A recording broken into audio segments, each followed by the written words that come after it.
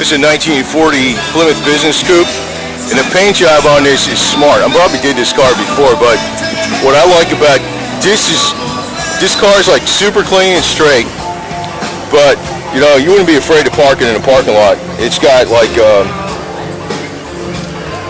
you know, it's deliberately like a flatter color. It's like a semi-gloss, and you know, as far as I know, I mean, I'm not saying it does, but as far as I know, this could have truck bed lining under it with scuffed down a little flatter, then they put some type of you know, urethane over that, just semi-gloss. I don't know what's on it, to tell you the truth, but it's not a smooth finish.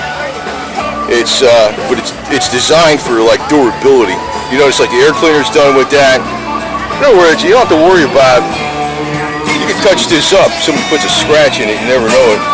And also like something like this, you can weld that up or whatever, and you paint it versus re-chroming it, and it looks a hell of a lot better like that anyway. It's more custom.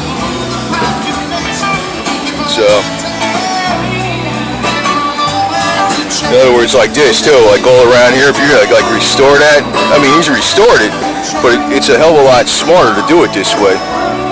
You notice it's like a carpeted door panel. In other words, this damn thing is like 100% clean and restored, and it looks better. It's like customized, yet it's not as much as if you went crazy, you know. And you're not afraid to drive it someplace. U.S. submarine vet, so pretty awesome, man. Pretty awesome.